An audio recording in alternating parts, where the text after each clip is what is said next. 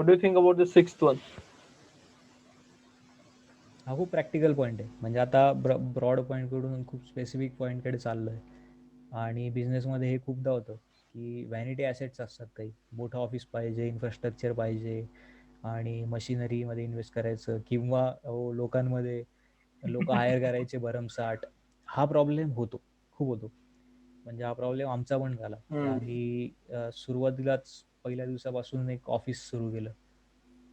तर I T सर्व्हिससाठी हम्म. Basically office सुरू करायची गरज नाही, घरून पण काम सुरू करू शकलो असतो. तर पण कुठेतरी मेंटॅलिटी असते बिझनेस करायचा. टिपिकल कल्चर होता. आजूबाजूला जे बघतो आपण की बिझनेस करायचा, तर मग बिझनेस कसं करतात? काय नाही, ऑफिस टाकतात, लोक हायर करतात, मशीन घेतात, हे करतात.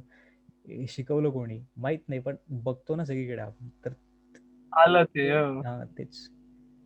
तर हे गरजेचं आहे की नाही? आणि त्याशिवाय रॅशनल हा रॅशनल विचार आणि असेसमेंट की खरंच याच्यामधून कॉस्ट बेनिफिट अनालिसिस की गरजेचं आहे का? कॉस्ट किती, बेनिफिट किती आणि काय स्ट्रेंथ आहेत माझ्या माझ्या माझ्या पर्टिक्युलर मॉडेलसाठी हे लागतंय का? म्हणजे समजा मला ऑफिस नसेल लागत, पण काही काही बिझनेस आहेत ना ज्यांना लागेलच. त्यांच्यासाठी व्हॅनिटी नाही आहे, त्यांच्यासाठी नेसेसिटी आहे. पण माझ्यासाठी पर्टिक्युलरली नेसेसिटी. व्हॅनिटी काय? हे फार इंडिव्हिज्युअलिस्टिक अनालिसिस असावं म्हणजे आपल्या हो बिझनेस साठी. तसं तर मला म्हणजे मला सुरुवातीला वाहनसाठी केलं होतं, तुला माहिती आहे, घरूनच टेरेस वरून करायचो. पण नंतर कळलं की बुवा आपल्याला गोडाऊन लागणारच आहे, थोडं नाही हो. का, माल लागणारच आहे. हम्म. मग ते थोडं नेसेसिटी कडे जाऊन मग असं टटन टटन गोडाऊन छोटस झालं, म्हणजे गरजेपुरतं आपलं हो बेसिकली. दॅट हो. Is very true, very true. पण हे खूप कॉमन म्हणजे मिस्टेक आहे. माहितीये का नेगोशिएशन. म्हणजे माहितीये का नेगोशिएशनला तुझं जर आता मी 500 स्क्वेअर फीटचं ऑफिसच्या जागी समज 200 स्क्वेअर फीटचं ऑफिस घेतलं, ज्याला पोटमाळ आहे, आणि मी त्याला हे केलं, रेंट मध्ये लाखो रुपये वाचतात माझे. हो म्हणजे आपल्या लॅविशनेसच्या जागी ते छोट्या छोट्या गोष्टी खूप मॅटर करतात. हो. ते इम्पॉर्टंट आहे खूप, इन्फ्रा वाईज किंवा कशाही वाईज. आणि ते वाचवलेले पैसे नॉट नेसेसरीली फक्त वाचवण्यासाठी, पण ते तुम्ही दुसरीकडे इन्व्हेस्ट करू शकता. म्हणजे जिथे ऍक्च्युली तुम्हाला हा बिझनेस हा वाढणार आहे, ग्रोथ येणार आहे मार्केटिंगमध्ये. म्हणजे गरजेचे आहे. आता मी येस जेव्हा येस. काही वर्षांआधी बघतो, तेव्हा या ऑफिसच्या ऐवजी मी ते मार्केटिंगमध्ये लावले असते, तर मला कदाचित अजून चांगली ग्रोथ मिळाली असती. हम्म. तर हे कळतं की कुठलं व्हॅनिटी होतं आणि कुठलं झालं असतं नेसेसिटी बरोबर. होतं. त्याच्यासाठी होतं. आणि त्या त्या फेजला आपल्याला तो पैसा खूप महत्वाचा असतो, म्हणजे हो प्रत्येक, म्हणजे आणि तो जर तिथे वापरला गेला असता, सो तो खूप फरक पडतो. म्हणजे कंपाऊंडिंगचं जो इनिशियल असतं हो. ना, तेव्हा आपण त्या रेने विचार करतो की ह्यानी नुकसान किती झालं आता आपलं रिव्हर्स कंपाऊंडिंग करताना. आणि काय हो फालतूगिरी आहे. कारण हेच जर तू लोन घेतलं तर ते तितक्या व्याजात आपल्याला परत फेडावं लागतं, डबल हो. टिबल मध्ये. हो हो. Not having marketing budget. हे हे म्हणजे सर्वात मोठा प्रॉब्लेम आहे बिझनेसेसचा. ऍक्च्युली दिस आणि इज व्हेरी जे ट्रू. जे बिझनेसेस मी फेल होताना पाहिले, जे चांगले नाही चालले, ज्यांना ग्रोथ नाही मिळाली अपेक्षित, त्यांच्यामध्ये 90% प्रॉब्लेम हाच होता की मार्केटिंग स्ट्रॅटेजीच नव्हती काही, किंवा मार्केटिंगबद्दल काही विचारच नव्हता.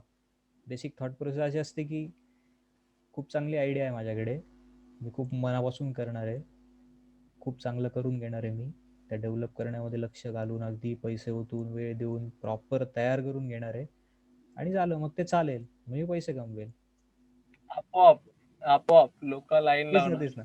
आणि हे तयार करताना आम्हाला पण माहिती नव्हतं. आम्हाला वाटलं यार खूप भारी आयडिया, आपण खूप छान करू, मार्केट मस्त आहे, चालेल.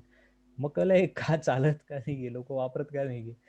आणि मग ऍक्च्युली तिथून हा. सुरुवात झाली की हे चालत का नाही या प्रश्नापासून सुरुवात झाली की आपण काय करू शकतो. मग तिथून कळलं की नाही मार्केटिंग करावी लागते ना, असं थोडी चालतं. मग तिथून मग कशी करायची. हो, मग डिजिटल मार्केटिंग, आणि मग त्याच्यात पडलो 3 वर्ष आधी वगैरे, असं ते प्रवास झाला. तर हे होतं की मार्केटिंग बजेटच नसणं, म्हणजे बजेट नसणं हा खूप मोठा ते इश्यू. खूप माझ्या दुकानाचा जो सीन होता ना, म्हणजे माझ्या दुकानात प्रॉडक्ट एक खूप भारी भेटायचे, पण माहित कोणाला आहे. सिंपल तेच. फंडा आहे तो. बरे आल्यावर लोक म्हणतात की अरे आम्हाला माहितीच नव्हतं, भारी आहे खूप. मग तोच तिथेच आन्सर आहे की बाबा माहित नाही. मार्केट आपल्याकडे मार्केटिंग करणं म्हणजे फसवणं असं वाटलं, समजवतो हो कल्चरली. इथं हो बिझनेस कल्चर. तुला एखादी गोष्ट विकावी लागते म्हणजे त्या प्रोडक्ट मध्ये तेच दम नाहीये. तुझं प्रोडक्ट तेच जर असं आपल्याला काहीतरी ना कल्चरली समजवलं गेलंय. जर तुझं प्रोडक्ट चांगलं असेल ना तर ते आपोआप निघेल. हो पण आता इतके प्रोडक्ट आहेत तर माणसांपर्यंत तुम्हाला पोहोचावं लागतं. हा फंड कुठेतरी अजून रुजला नाहीये. स्पेशली इन लो निश म्हणजे जे लो टिअर ऑफ बिझनेसेस आहेत ना त्यांच्यामध्ये त्यांना मार्केटिंग माझ्या माझ्या घराचं सांगतो उदाहरण की माझ्या घराला मी त्यांचे स्वतःच फंक्शन्स असतात मोठे मोठे गणेशोत्सव मंडळ वगैरे आहे तिथे ते लोक त्यांना त्यांच्या मंडळांना पैसे देतात की बॅनर लावा आमचा बिल्डर्स वगैरे असतात नाही का हो पण ह्यांना 20 वर्षात एकदाही अशी इच्छा पण झाली नाही की आपल्या स्वतःच्या दुकानाचा बॅनर लावू इतकं त्यांना ते म्हटलं नाही नाही कस्टमर येतो आपल्या ओळखीचे कस्टमर येतात so this is very true की मार्केटिंग बजेट किंवा marketing attitude in a right way असणं खूप गरजेचं आहे विथ द राईट प्रोडक्ट हो ना हा म्हणजे अनुभव माझा हो वैयक्तिक खूप मी आहे. जे म्हटलं ना की दोन वेगवेगळे बिझनेस आम्ही ते कसे ट्रीट करावे लागतात तिथे हाच माइंडसेटचा इश्यू असतो म्हणजे ट्रॅडिशनल बिझनेस जो आहे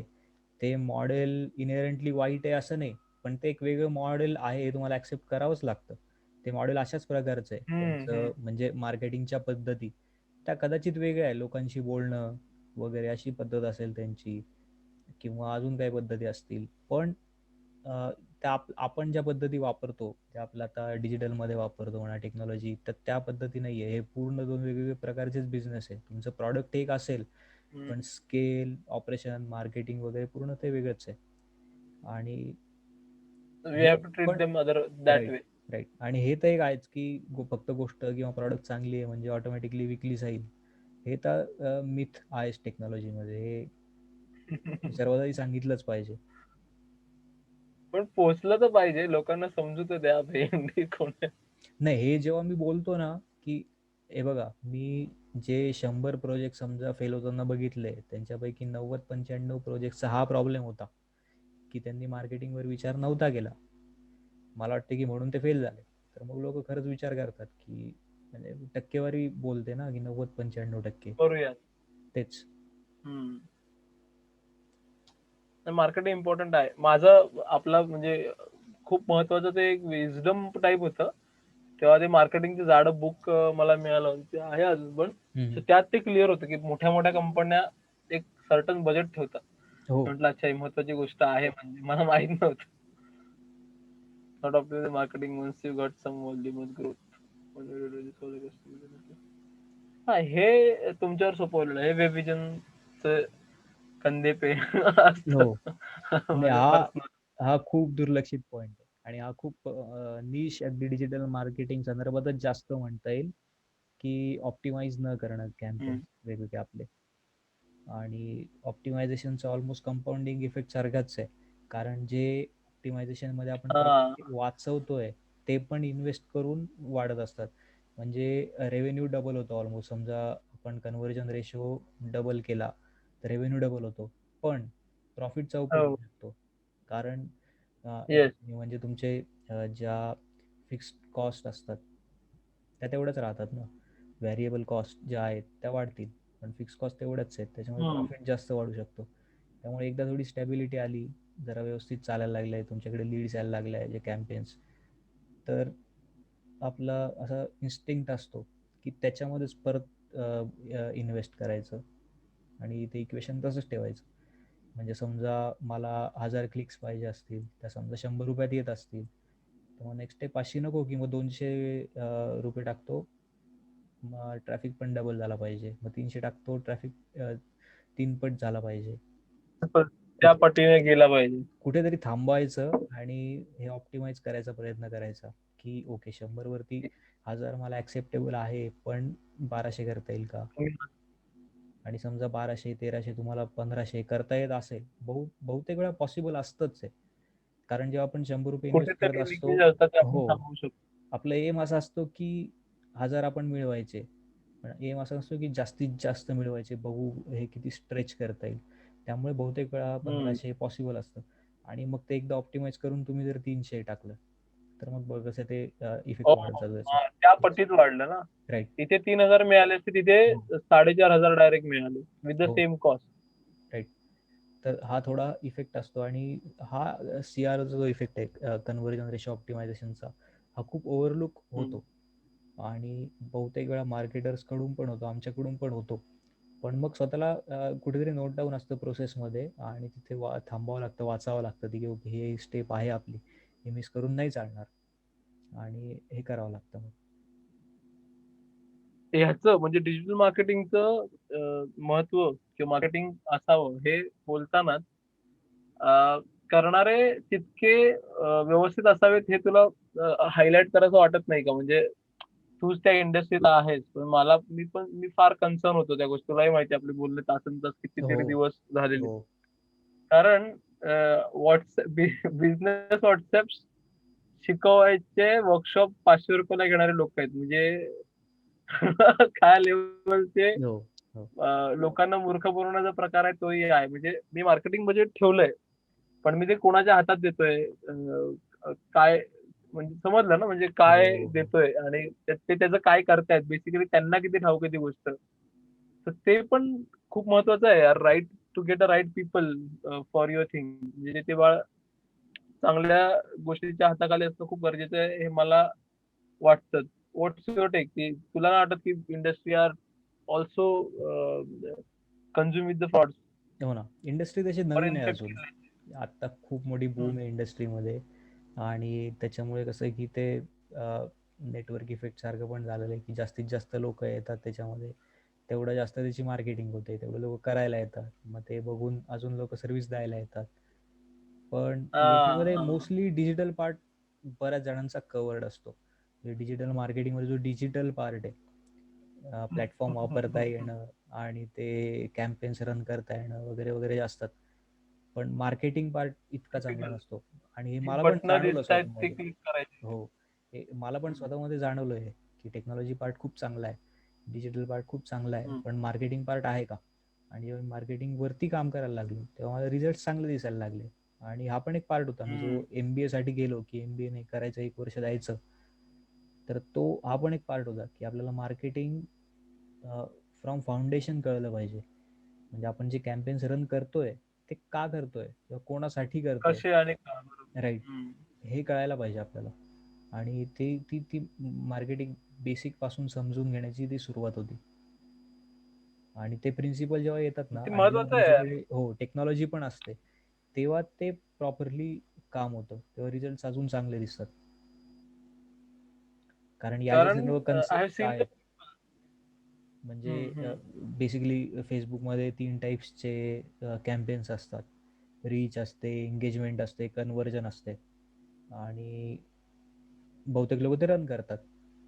पण हे माहिती पाहिजे की हे आलं कुठून, म्हणजे याचा कॉन्टेक्स्ट काय. तर मग ती एक का फनेल असते, मग लोकांची सायकोलॉजी कशी असते, मग रीच म्हणजे काय, मग त्या प्रोसेसमधून त्यांना कसं न्यायचं, हे तुम्हाला इथे कॅम्पेन्स वरती नाही वाचायला मिळणार ना, किंवा कोणी समजून नाही सांगणार. तिथे फक्त तुम्ही रन कराल आणि मे बी फिगर आउट बरोबर. करणार. म्हणजे बहुतेक लोक असतील ना हुशार, ज्यांना फक्त थेअरी वाचायलाच पाहिजे असं नाही, करून खूप करून लोक करून फिगर आउट करून करतील, येस, पण बहुतेक लोक नाही करणार. तर त्यांच्यासाठी ते पण तितकंच इम्पॉर्टंट आहे. तर मे बी मला असं आवडेल, माझ्या डोक्यात पण विचार येतात की मे बी डिजिटल मार्केटर्ससाठी मार्केटिंग फाउंडेशन शिकवायचे कोणीतरी, ते एक भारी काम होईल आणि हा. येईलच ते आणि आज ना उद्या येईल. ते खूप गरजेचं आहे. हो. आणि बिझनेस ओनरसाठी चांगले डिजिटल मार्केटर्स मिळणं, हो. त्यांच्यापर्यंत पोहोचणं, तेही तितकं गरजेचं आहे असं मला वाटतंय. कारण हो. चांगले चांगले बिझनेस ओनर म्हणजे जे बिझनेस डोमेन मध्ये बाप आहेत, पण ते फसवले गेलेले मी बघितलेत. म्हणजे फेसबुक पेज बनवून द्यायचे, 10,000 घेतले काही म्हणजे ते आहे ना, ते एक सर्वीकडेच कॅम्पेन आहे. रन करून द्यायचे. ते हा आय सर्वीकडेच आहे. थिंक सायकल असेल आणि ती सेट होईपर्यंत ते जावंच लागेल. तर अशा वेळी म्हणजे अ, नाही का, विथ सम एथिक्स असणारे, हो. प्लस डोमेन नॉलेज आणि प्लस डेप्थ असणारे माणसं भेटणं ऍट दिस लेवल, म्हणजे स्टार्टअप हो. लेवलला भेटणं हे जास्त हो. गरजेचं आहे. पुढे मोठे मोठे एजन्सीज असतातच, पण स्टार्टअपला हेल्प करणारे आणि थोडं नर्चर करण्याच्या लेवलला असे ऍक्सेसिबल असणं इज द हो. Most important part, is what I feel. हे वाटतं की ते आहे. सो आमच्या समोरचं पण चॅलेंज आहे. म्हणजे जर आम्हाला वाटतं की आम्ही त्या क्वालिटीचं काम प्रोव्हाइड केलं पाहिजे आणि आमचं फील्डच डिजिटल मार्केटिंग आहे, तर ऑब्व्हियसली आम्हालाच त्या लोकांपर्यंत स्वतःला पोहोचवता आलं पाहिजे. हां. हे हे चॅलेंज रिटेनिंग आहे. अँड हॅव्हिंग द सेन्स की आपण ज्याला एंटरटेन करतो तो स्टार्टअप वाला आहे. राइट. म्हणजे हे तुम्हाला हो. ते चॅलेंज तुमच्यासमोर इंटरनल पण असणार आहे, की मोठ्या कंपन्या तुम्हाला सहज मिळू शकतात आणि ते मोठं बजेट देऊ शकतात. पण तरी तुम्हाला स्टार्टअपला करायचंय त्यावेळी काहीतरी पैशासोबत एथिक्स पण पाहिजेतच. Then only you will focus on it. Right. Data is very fragmented. हो. हा पॉइंट होता व्हॉट्स की नाईन आपण कस्टमर्सला, क्लायंट्सला जे ॲक्टिव्ह लिसनिंग, जे मी म्हणलो पहिले ॲक्टिव्हली लिसन नाही करत म्हणजे कॉल करून वगैरे, तर हा दुसरा पार्ट असतो की पॅसिव्हली लिसनिंग. म्हणजे अ, ते लोक कुठून आले, कुठल्या पेजवरती किती टाइम स्पेंड केला, काही कार्टमध्ये ॲड केलं का, असं त्यांचे हां. ॲक्शन्स वगैरे ते सर्व ॲनालिसिस त्याचं करून त्याच्यामधून डेटा गॅदर करायचा आणि त्यांना काय म्हणायचं आहे त्याच्यातून शोधायचा प्रयत्न करायचा. ही एक टाईपची पॅसिव्ह लिसनिंग झाली. त्यांची डायरेक्ट न बोलता आपण गॅदर करतोय लिस्निंग आणि हे जास्त ऑनेस्ट असतं. म्हणजे आपल्याला त्यांचे फूटप्रिंट्स हो, फॉलो करतोय. हे काउंटर इंट्युटिव्ह वाटेल की आपण लोकांना डायरेक्ट विचारत नाहीये, आपण गेस करतोय, पण हे जास्त ऑनेस्ट आहे. म्हणजे याचं एक्झाम्पल म्हणजे ऍक्च्युली 2016 मध्ये आणि आत्ता 2020 या अमेरिकन इलेक्शन्समध्ये सर्व major news polls, exit polls fail झाले. तर ते का फेल झाले? त्या लोकांचं म्हणणं होतं की लोक ऑनेस्टली सांगत नाही आम्हाला की ते ट्रम्पला वोट करणार आहे आणि म्हणून आम्हाला दिसतं की नाही हो. डेम्स जिंकतात आहे खूप वेळनी आणि रिझल्ट येतात आणि काय ट्रम्पला खूप मतं मिळाले. असं का झालं? लोक बोलत नाही, ऑनेस्टली सांगत नाही की मत करणार आहे. एक तर नाही ऑफकोर्स. म्हणतात किंवा म्हणतात येस. डेम्सला देणार आहे, पण पण जाऊन करतात. हो.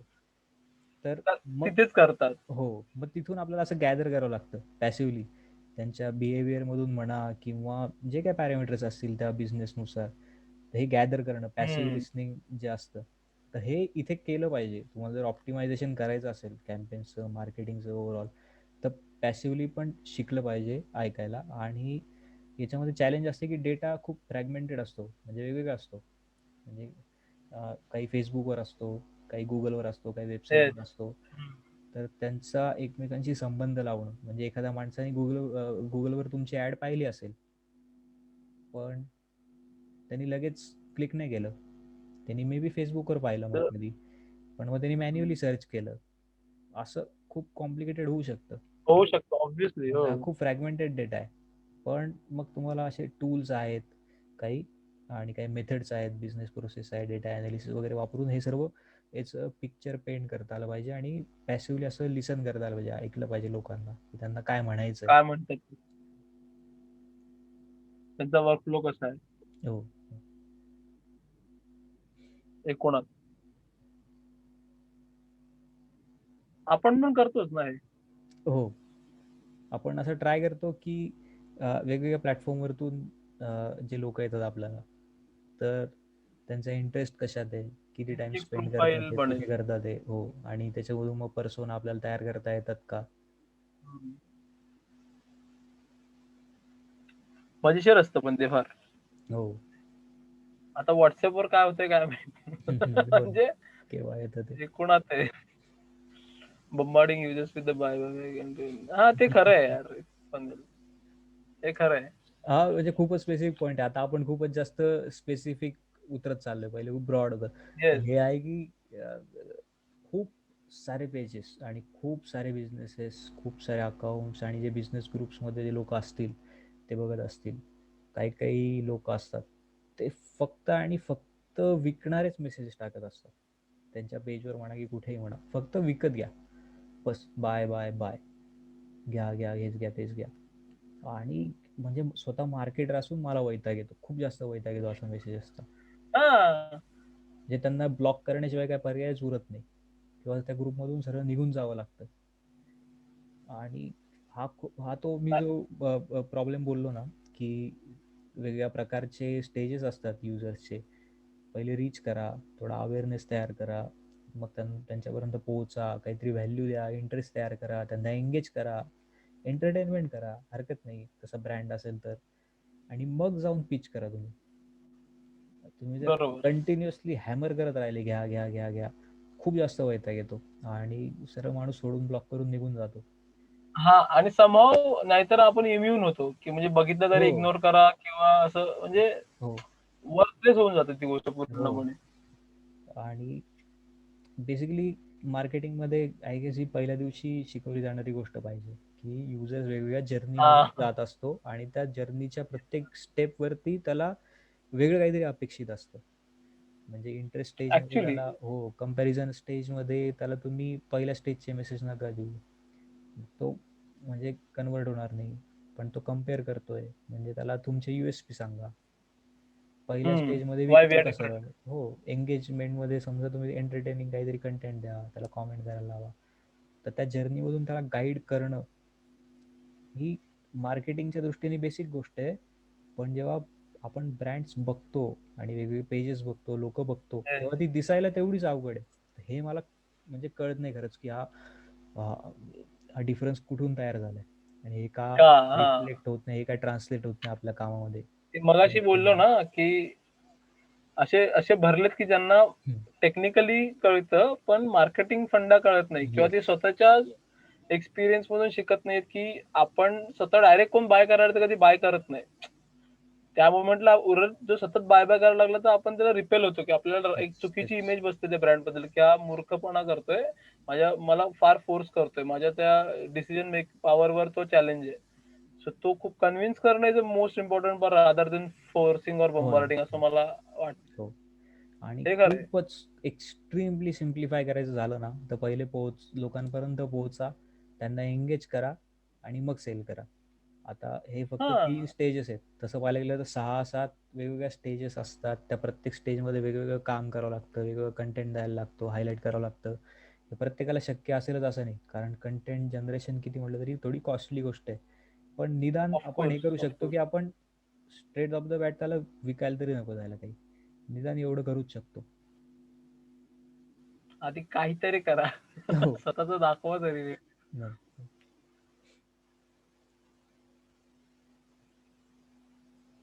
पण याचं काय वाटतं? हे भयंकर महत्वाचं आहे यार. आपलं मी कितींदा बोललेलो आहे. हो ना. हे शिकायला खूप ते वेळ लागला शब्द आम्हाला. वाचूनच असं, अरे शब्द वाचून असते अरे खूप महत्वाचं आहे. हो. हे पर्सनली शिकायला खूप वेळ लागला आम्हाला. म्हणजे दिवसभर 20-20 तास, 24 तास ऑफिसमध्ये बसणं, कधी-कधी ऑफिसमध्येच झोपणं, ऑफिसमध्येच खायचं, 2 दिवस कंटिन्युअसली ऑफिसमध्येच आणि वाटतं की यार खूप काम करतो आपण. आणि काहीतरी भन्नाट हो. जर्नी मध्ये आहे आपण, तेच. असं पण स्वतःला कन्व्हिन्स करणं. इतकं काम करायची गरज का पडली पर्टिक्युलरली तेव्हा? आणि हे केल्यानंतर पुढचे 3-4 दिवस इतकं प्रोडक्टिव्ह राहिलो का, की काहीतरी वेगळंच चाललं, हे लक्षात येत नाही. म्हणजे बर्नआउट अवॉइड करायलाच पाहिजे आणि हे जितकं लवकर कळेल तितकं चांगलं आहे. आणि हे अर्ली स्टेजला आ स्पेशली नाही कळत. हा, जेव्हा लेस रिसोर्स असताना किंवा आपल्याकडे ग्लोरिफिकेशन भयंकर हो. भारी आहे. स्टोरीज की तू कसा ब- वेड्यासारखा म्हणजे चौखर उधळलाय आणि नाही का असं भरपूर काम करतोय असं तसं. तर सुरुवातीला काही दिवस आउट ऑफ नेसेसिटी करत असेल, म्हणजे नाही हातात काहीच, तर ते एक वेळ तू समजू शकतो. पण जर तू त्यालाच ग्लोरीफाय करत ते करत राहिला तर ते थोडं चुकीचं होतं. म्हणजे तुझ्या हातात हो. आहे capability to generate a resource, पण ते सेल्फ ऑब्सेस राहून तू करत राहिला तर असं वाटतं की अरे थोडं नाही का गंडलंय. हो. हो. आणि डेलिगेट करणं is one of the most important part I feel. म्हणजे ह्याच्यावर वर्कशॉप व्हायला पाहिजे फक्त बर्नआउट प्रकारावर, की हो ना, हो ना. बऱ्याच जणांना वाटतं की हे काम मीच करू शकतो किंवा दुसरं कोणी माझ्यासारखं करू शकत नाही, त्या स्वतःच्या स्टार्टअप मध्ये असेल तर. मग डेलिगेट करणं त्याला ते जमत नाही किंवा तो करत नाही, कारण मग हा एक महत्वाचा मुद्दा राहतो, की मग हे जर मी दिलं तर माझ्याकडे काय, किंवा माझं अस्तित्व काय कंपनी मधलं. हो. तो आणि ते चिटकून राहतात आणि मग भारी असतं ते एकूणच. हो ना. तुझं काय मत आहे, व्हॉट्स युअर एक्सपिरियन्स? याचे ड्युअल परिणाम होतात. एक तर ग्रोथ नाही होत तुम्ही जर तेच काम करत राहिले तर, आणि पर्सनल बर्नआउट पण होतो. त्याच्यामुळे अगदी खूप वाईट आहे, खूपच जास्त वाईट आहे. कारण ग्रोथ पाहिजे जेव्हा तुम्ही एखादी हाऊ यू गोष्ट, डेल विथ इट? बेसिकली नवीन काहीतरी सर्च करत राहायला पाहिजे. म्हणजे आता मी पहिले वेब डेव्हलपमेंट करायचो, पण मला मग अँड्रॉइड डेव्हलपमेंट करायची होती. मग मी वेब दुसऱ्यांकडे द्यायला लागलो, इंटर्न्स घ्यायला लागलो. त्यांच्याकडून करून घ्यायचं आणि आपण अँड्रॉइड करायचं. मग वाटलं यार नाही आता आपण अजून वेगळं करू काहीतरी, मग मी ते करायला लागलो. मग अँड्रॉइड दुसऱ्यांकडे द्यायचं. असं करता आलं पाहिजे डेलिगेट किंवा त्यांच्याकडे सोपवणं आणि काहीतरी सिस्टीम बनवणं. म्हणजे वॉच तर ठेवावाच लागतो, पण basically to create a system and then hand over that system and then you manage that system. आणि हळूहळू आपल्याला त्याच्यातून बाहेर पडता सिस्टम आलं प्रॉपर. पाहिजे. हो, पण ही पण एक आवड पाहिजे. म्हणजे जर तुमची आवडच असेल की नाही मला निश अगदी अँड्रॉइड ॲप बनवण्यातच मजा आहे माझी, तर मग बेसिकली तुम्ही तेच करणार. राहायचंय हा. हो, मग तुम्ही तेच करणार. ते तुम्ही R&D डिपार्टमेंट झालं ना, इट्स नॉट अ हो बिझनेस हो, बेसिकली. बेसिकली तुम्ही सर्व्हिस इंडस्ट्रीमध्ये गेलं तुम्ही खूप मजेशीर जगणार ना, खूप जास्त वर्ष तेच काम करा, काही हरकत नाही, खूप एक्सपर्ट बनू शकता त्याच्यामध्ये तुम्ही. बेसिकली लाईफस्टाईलच ही. पण जर बिझनेसमध्ये असाल तर तुम्हाला हीच आवड पाहिजे की वेगवेगळे एक्झॅक्टली. डिपार्टमेंट, स्ट्रीम्स, रेव्हेन्यूज, चॅनल्स जे असतील ते एस्टॅब्लिश करणं आणि त्यांना ऑटोमेट करणं, त्या लोकांकडे देणं, लोक हायर करणं, जास्तीत जास्त प्रोसेस ऑटोमेट करून तुम्ही त्याच्यातून बाहेर निघणं आणि नवीन काहीतरी एस्टॅब्लिश करणं. हाच बेसिकली बिझनेस आहे. पण हे लवकरात लवकर कळलं पाहिजे. याच्यातून म्हणजे 100% नाही मिळणार, पण 80% मिळतील. पण 3 हो जणांकडून 80% मिळालं तरी मग हो फायद्याचं आहे ते हो, डेलिगेट करून. कारण हे मला पण सल्ला आहे. हे सर्वांनाच आहे. कारण हे खूपच बेसिक आहे ना, म्हणजे स्टार्टअप किंवा नवीन तुला काहीतरी वाटतं बिझनेस आपण करतोय. मी करतोय? आता मार्केटिंग मला माहिती आहे की तू हँडओव्हर केलंय. हा पण एक मेन पार्ट आहे की कोणीतरी दुसरं बघतंय तुझ्यासाठी. असे दुसरे पार्ट आहेत. तू समजा डिलिव्हरीचा पार्ट आहे, ती एक थर्ड प्लॅटफॉर्म बघते. वेबसाईटचा पार्ट आहे, तो ऑटोमेट झालेला आहे. म्हणजे तुझ्या बिझनेसचा जो कोर आहे तो बऱ्यापैकी वेगवेगळ्या ठिकाणी फ्रॅगमेंट केलेला आहे. ते दुसरे लोक करतात आहे. म्हणजे तू ओव्हरवॉच ठेवतो त्याच्यावरती, पण डे टू डे स्वतः बसून काम नाही करत. नाही करत, बरोबर. तेच तर हे हे हे महत्वाचं आहे खूप. ते गरजेचं आहे आणि खूप गरजेचं आहे यार. म्हणजे म्हणजे मग मी जाऊन कारागिरांसोबत बोलू शकतो, मग मी जाऊन कारागिरांसोबत हो रिसर्च करू शकतो, किंवा तो वेळ मिळून जातो जेव्हा ऑपरेशन मधून बाहेर पडतोय, किंवा हो नाही का त्यातून थोडं बाहेर पडतोय. हो, किंवा पर्सनली घे ना काही, म्हणजे तुला खाण्यासाठी वेळ मिळतोय वेगवेगळ्या गोष्टी, ते दिसतच आहे. व्हॉट्सअप स्टेटस वरती 100-150 खाण्याच्या डिश टाकल्या तू, ते वर्षाच्या. फिरायला वेळ मिळतोय. आता याचा तुला फायदा होतोच आहे कुठेतरी. म्हणजे तुझ्या परत तुला एखादा प्रॉडक्ट तयार करताना कुठेतरी ते डेटा पॉईंट तुझ्या डोक्यामधून काहीतरी काढून देतील चांगली आयडिया. तुला कळणार येस, नाही येस, एक्सप्लिसिटली येस. की याच्यामुळे झालं, पण या सर्व ते कधीतरी एक्सपिरियन्सेसमुळे. कुठेतरी हो काहीतरी फायदा होतो. हो, आणि पहिली गोष्ट तर डिस्कनेक्ट होता येतं मला. म्हणजे तिथून तेच. थोड्या वेळासाठी का होईना डिस्कनेक्ट होता येतं आणि एक हो वेगळ्या बिझनेसेस बद्दल बघता येतं, त्यांच्याशी हो बोलता येतं, त्यांच्याशी इंटरॅक्ट करता येतं आणि तो ऍटिट्यूड आपल्या बिझनेस मध्ये आणता येतो, रादर त्याच हो लूप मध्ये अडकून राहण्यापेक्षा. आणि हा पार्ट मला सगळ्यात जास्त महत्वाचा वाटला, म्हणजे खूप महत्वाचा वाटला बेसिकली. आणि अभ्यास करायला वेळ मिळतो, वाचायला वगैरे, हो, एकूणच एकूणच बऱ्याच गोष्टी शिकायला मिळतात. बर्नआउट पण दॅट अवॉइड इज होतो. ट्रू. काम एफिशियंट होतं. काम एफिशियंटली करायची सवय लागली पाहिजे. आणि हा स्ट्रगल आहे, म्हणजे स्वतःचं काम म्हटल्यावरती स्ट्रगल असतो. कारण कोणी मॅनेजर नाही की मला हे एंड ऑफ द डे करून दे म्हणणारा. मग आपण ऍक्च्युली आपल्या डोक्यावर एकदम नाहीये. नेक्स्ट मॉर्निंग वगैरे करतो, रात्रभर बसून 5-6 वाजता करतो, ते चालतं. पण ते नको प्रोक्रॅस्टिनेशन. चालायला. म्हणजे स्वतःला मॅनेज करता आलं पाहिजे की नाही हे नाही चालणार. तर हा स्ट्रगल खूप आहे. हा खूप मोठा आहे माहितीये का, म्हणजे हो माझ्यासोबत तर खूप मोठा आहे. जो तू बोललास ना आत्ता, की स्वतःला मॅनेज करणं, किंवा आपल्या ऑफिस आपण कामाला असतो तेव्हा आपल्या डोक्यावर असतं, एक प्रोसेस असते अख्खी आपल्याकडून काम करून घेणारी. हो मेल वाईज आपल्याला टास्क वगैरे दिलेले असतात, एंड एंड टाइम वगैरे असतो, हे ते. पण इथे काहीच नाहीये आणि आपण स्वतःला कन्व्हिन्स करतो समहाव की उद्या करतो, हो प्रोक्रॅस्टिनेशन आपलं चालू असतं. ते ते सगळ्यात घाणेरडे प्रकार आहे. नंतर खूप रिग्रेट होतो, पण ऍट दिस पॉइंट ऑल्सो माझ्याकडे बऱ्याच गोष्टी माझ्या हातातून पेंडिंग आहेत.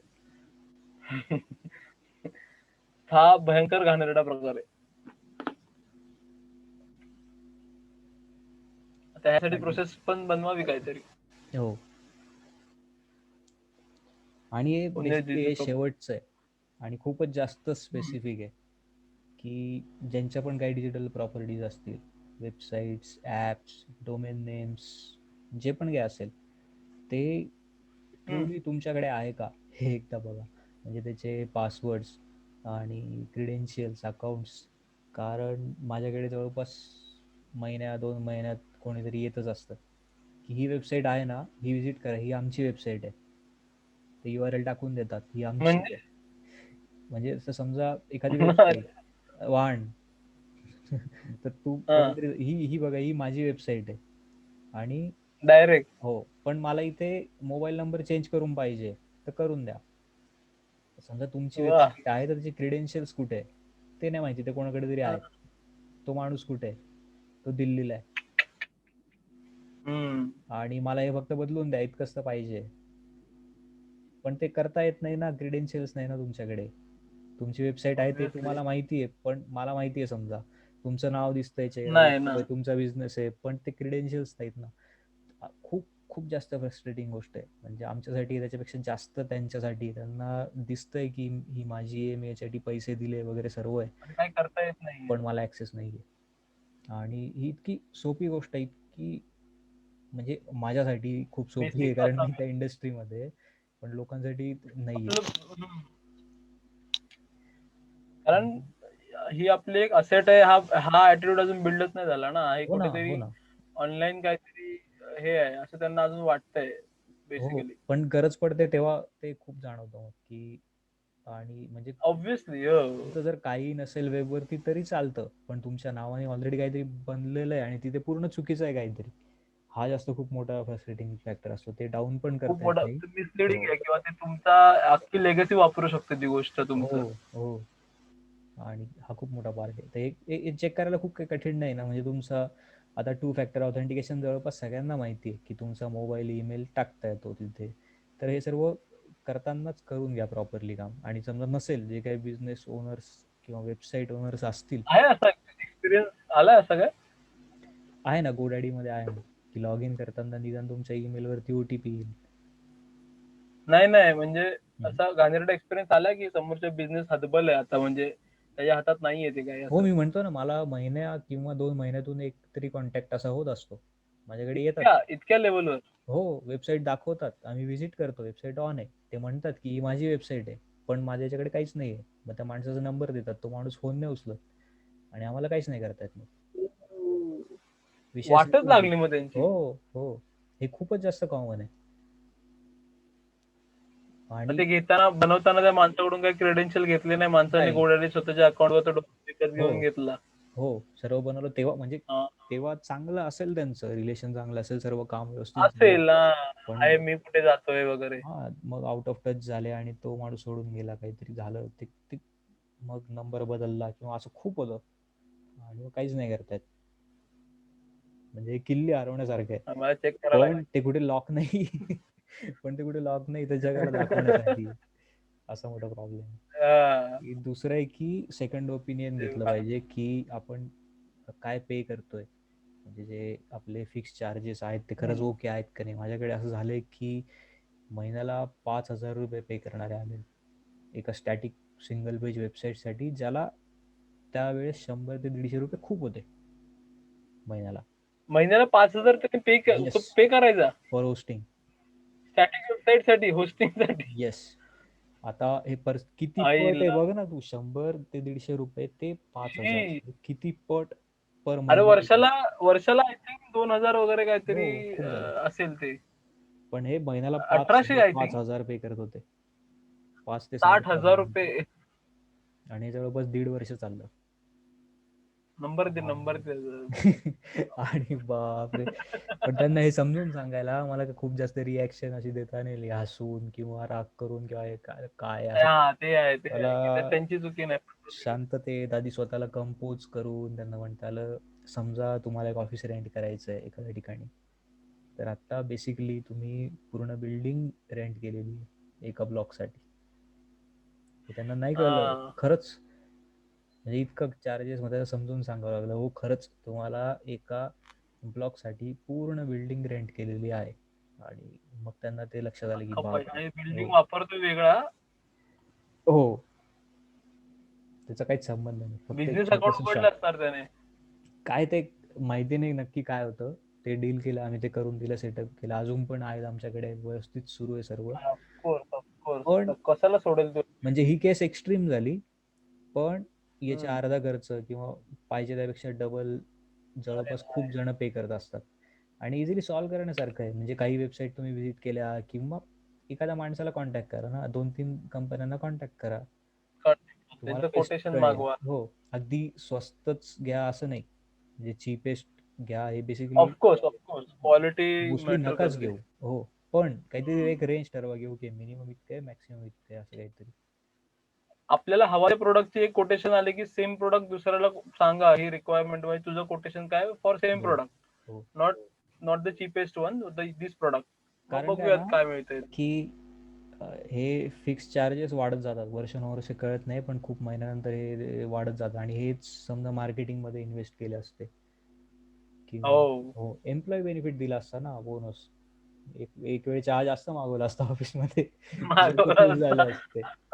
पार्टी दिली असती, ते हो ना. स्वतःहून 2 काम जास्त केली असती त्याने. हो. हो. किंवा त्याने स्वतःहून सांगितलं असतं, शेठ हे आपलं चुकलंय, हे नका करू करू.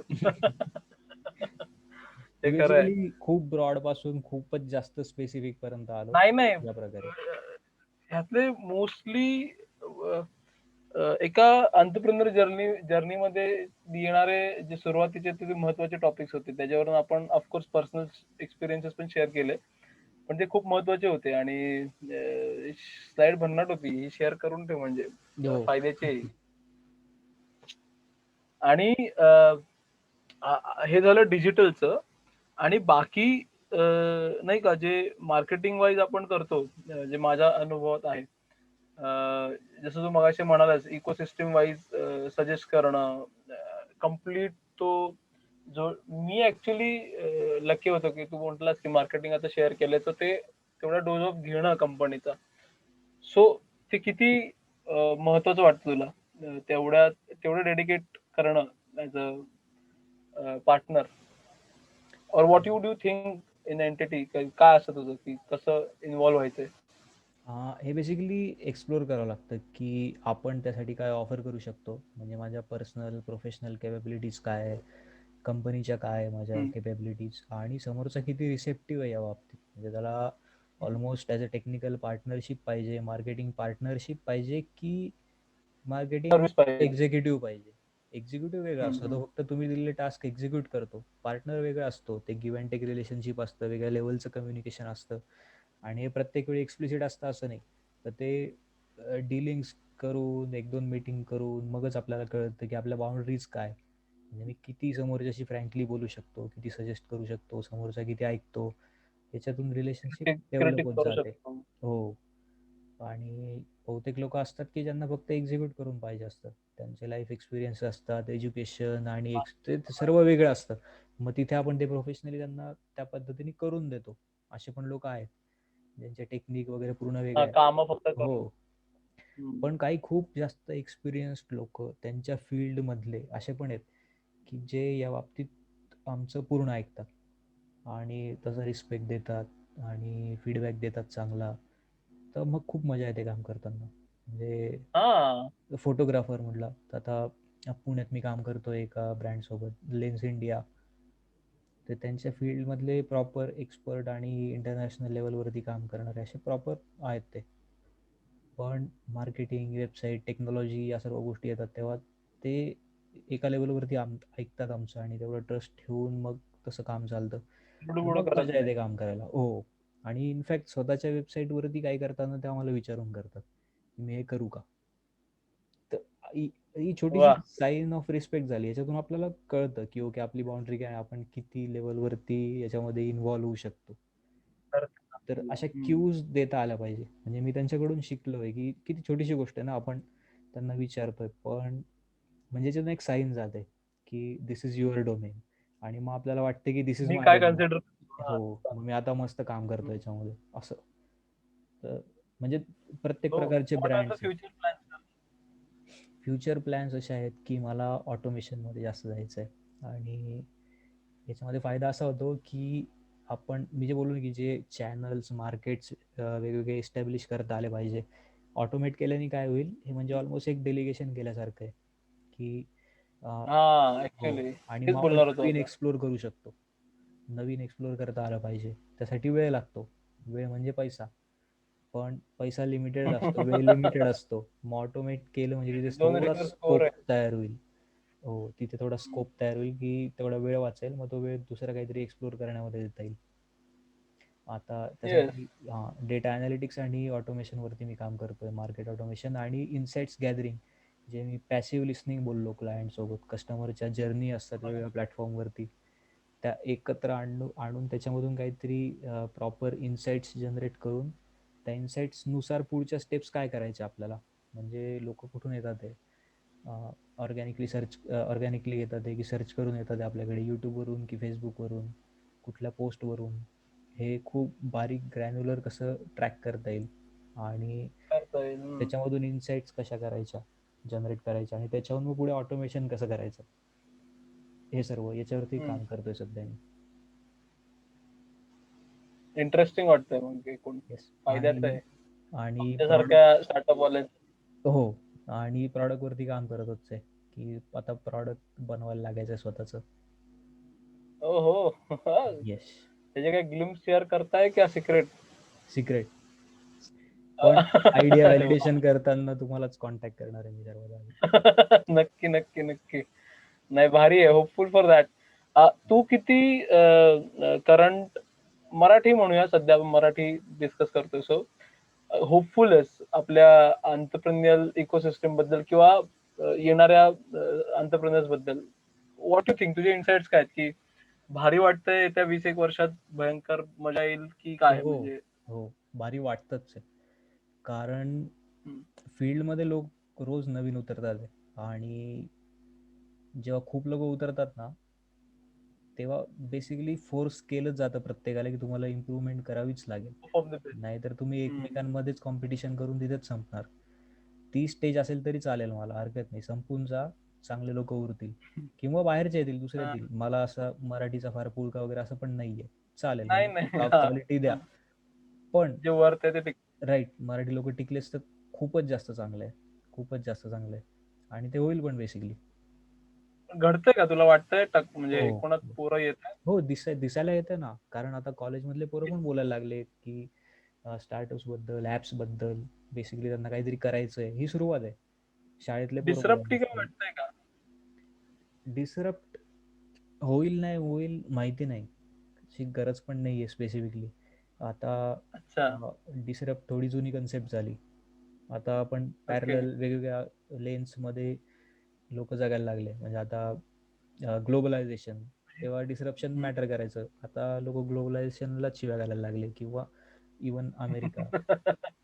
तर म्हणजे आपण जगू शकतो वेगळ्या कंपार्टमेंट्समध्ये, आणि तिथे पण स्कोप खूप आहे. पॅरलली. मार्केट छोटं नाही आहे. हो. मराठीच मार्केट म्हटलं समजा, तर मराठी हा पण एक बराच मोठा क्लायंट बेस आहे. क्लायंट बेस आहे. पण तू म्हणजे मला म्हणजे मी का सारखं डिस्क्रिप्शन किंवा असं मी फक्त एक बोलतोय, की आधी ऑफलाईन काहीतरी कोणतरी विकायचं, आता ऑनलाईन कोणतरी काहीतरी विकते. तर मला पण यात धर. असं फ्रॉम कोर तुला वाटतंय का काही घडतंय असं? म्हणजे का वेगळी कन्सेप्ट काही वाटते का? फक्त म्हणजे मी कोरोनाच्या वेळी बघितलं, की ते मी म्हटलं पण मागे एका दुसऱ्या व्हिडिओत, की जॉब सुटलाय म्हणून बिझनेस करतो किंवा जॉब फ्रस्ट्रेटिंग आहे म्हणून बिझनेस करतो किंवा नाही का ग्लॅमराईज वाटते म्हणून बिझनेस करतो. हे थोडं तुला वाटत नाही आहे का? असं नाहीये. खरं पण भरपूर वाढतंय. नवीन काहीतरी घडतंय असं दिसतंय. टेक्नॉलॉजी वाईज ऍट कोरला काहीतरी नवीन घडतंय. तुला वाटतंय असं काही? हो. हो, मला तरी एक्झाम्पल दिसतात. कदाचित मी त्या फील्डमध्ये असल्यामुळे असतील, पण ओव्हरऑल दिसतंय मला, की अवेअरनेस वाढलाय आणि इंटरेस्ट वाढलाय. तर या दोन गोष्टी. आता इनिशियल स्टेज आहे, अवेअरनेस आणि इंटरेस्ट. आता लोक हळूहळू एंगेज व्हायला सुरुवात होतील, मग कन्वर्ट होतील. चाललंय म्हणजे आपलं एकूण फनेल सुरू झालंय. चालय. हो. हा. Yes. So you are optimistic about it. Definitely. कारण नेचरच आहे ना या टेक्नॉलॉजीचं, किंवा या पर्टिक्युलर प्रोग्रेसचं. आपल्याला बेसिक काय माहिती आहे, की इंटरनेट पेनिट्रेट होत आहे. इंटरनेटमुळे आपल्याला गोष्टी लांबपर्यंत विकता येतात, लांबपर्यंत पोहोचवता येतात, आणि मार्केट साईज वाढवता येते. स्पीड वाढवता येतो, स्केल वाढवता येते, म्हणजे इम्प्रूव्हमेंट आहे आणि तुमच्याकडे मीन्स आहेत.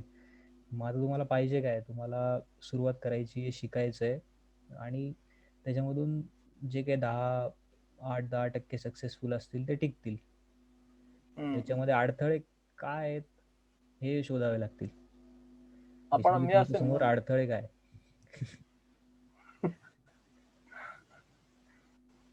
ओके. हा, हे खरं आहे. म्हणजे कारण मला का थोडा वैताग आला ह्या गोष्टीचा, मी मगाशी म्हटलं, मी बघितलं मासे विकणारे, भाजी विकणारे, आधी ऑफलाईन विकायचे, मग ऑनलाईन डिलिव्हरी करायला लागली युझिंग व्हॉट्सअप वगैरे. मी म्हणत नाही प्रत्येक जण करतोय. संख्या आणि identification of that as a startup हा थोडा ना वेगळा मुद्दा झाला माझ्यासाठी. म्हणजे आपण वेगळं काहीच करत नाहीये आणि म्हणजे पण मला पण आहे पकड सध्या. मग तेव्हा असं वाटतं की ह्याला आपण असं फार फेस करणार असतो स्टार्टअप. तर ऍटकोरला फार काही ग्रेट घडत नाही असं दिसतं मला. So that was it. नाही, हळूहळू त्यामुळे ते होतं ना. म्हटलं. याच्यामध्ये वेळ का लागतो, कारण याच्यामध्ये जे टॉपचे 8-10% असतात ना, ते हळूहळू वाढून पूर्ण मार्केट कवेत घेतात. ते मग म्हणजे कंपाऊंड. राईट, आता मीठ, फिश वगैरे म्हटलं तर प्रत्येक फिशवाला किंवा ऑलमोस्ट 10तून 2 पैकी असे नाही करणार, किंवा इनिशियली करत जरी असतील तर टिकणार नाहीत. पण एक त्याच्यामधून कोणीतरी इमर्ज होईल प्लेअर, तो होपफुली ग्राउंडमधून इमर्ज होईल. आणि जसं आता केरळामध्ये कंपनी आहे फ्रेश टू होम नावाचा ॲप आहे, तर ते येस, त्या येस. लोकांकडून सोर्स करून केरळमधून इथे प्रॉडक्ट पाठवतात आणि ते पण ताजं असतं, फ्लाईटने येतं एकदम प्रॉपर छान. तसं इमर्ज व्हायला स्कोप आहे ना. म्हणजे त्यांची स्केल बघ ना किती वाढली. ते लोक तिथे प्रोड्यूस त्यांचं कुठे आहे तिथे, पण तिथे ॲप वापरून ते लोक इथे डिलिव्हर करू शकतात आणि बिझनेस मॉडेल चाललंय त्यांचं म्हणजे व्यवस्थित. क्वालिटी चांगली आहे, सर्व्हिस चांगली आहे, ॲप चांगलं आहे, सर्व चांगलं आहे. स्कोप आहे. तुला वाटतं फंडिंग हे स्टार्टअपला टॉक्सिक करतं? बेसिकली सेक्टरवरती ना, काही काही सेक्टरला फंडिंग लागेलच. जे टेक्नॉलॉजी हेवी आहे, ई जिथे कॉमर्स रिसर्च झालं. खूप लागेल, R&D आणि सर्व्हर स्पेस किंवा टेक्नॉलॉजीच नवीन आहे तुमची, मॅन्युफॅक्चरिंग काहीतरी आहे, तिथे लागेल फंडिंग. पण सर्व्हिस इंडस्ट्री तिथे, किंवा काही काही गोष्टी आहेत की जिथे जसं बेसिकली मागे आपण डिझायनिंगमध्येच मगाशी फंडिंग नाही एसटीडी आहे. बद्दल म्हणालो. हो, पण तिथे टॉक्सिक आहे. म्हणजे जिथे गरज नाही आहे तिथे तुम्ही जर आधीच फंडिंग उचलली तर तिथे प्रॉब्लेम आहेच.